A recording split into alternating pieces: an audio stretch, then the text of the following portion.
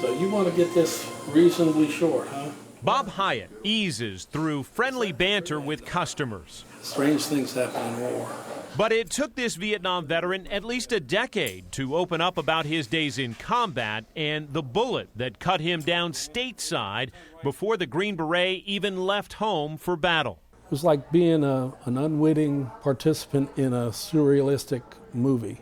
I was going to Vietnam in October of 1967, and the Stop the Draft Week was going on in Washington and San Francisco. What happened next landed Bob on the front page of the San Francisco paper.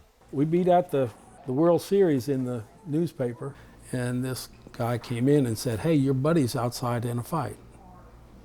So I walked out, and there's a 19-year-old kid from Michigan, nose to nose with a man on the street who had given him a bunch of crap about being a big bad baby killer. Don't you think you're hot stuff with that uniform on? In uniform with his soldier buddy, Bob tried to break up the verbal spat. He definitely was an anti-soldier. But the instigator didn't stop, and then that stranger turned violent. Took a half step back, pulled a gun out, and said, "You know what this is?" It looked like it was like that big, you know. And I said, "You're a fool if you shoot that." And he shot me right there. I just felt the muzzle flash. Could you even believe it? No, I thought it was a blank. I really did. I thought it was a blank. Months of therapy meant by the time Bob recovered, his commitment to the military was over. But this soldier didn't walk away. He re-upped. All my friends had been to Vietnam or were in Vietnam or were going to Vietnam, so I extended for 18 months for the sole purpose to go to Vietnam. My dad went, "What are you doing?" But it was a close-knit culture. Overseas, the jungle warrior immersed himself in the Vietnamese culture, befriending freedom fighters. We wore different color neck bands depending on which unit we were in. It was a shoot first, ask questions later, free fire zone.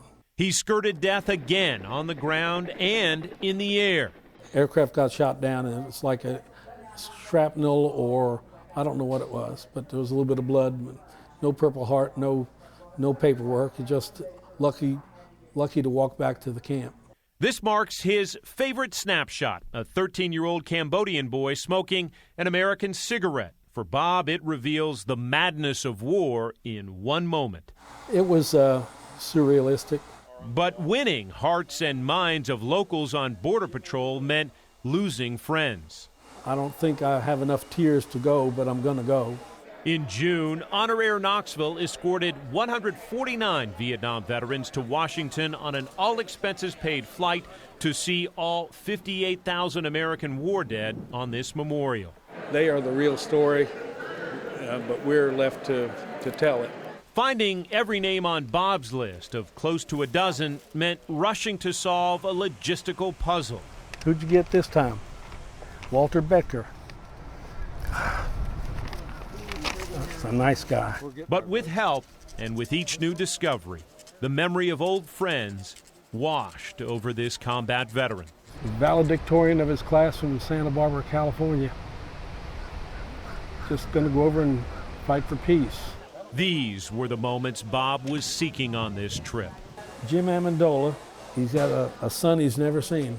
A soldier with his own headline-grabbing war story focused not on himself, but on sharing his memories of the men on this wall.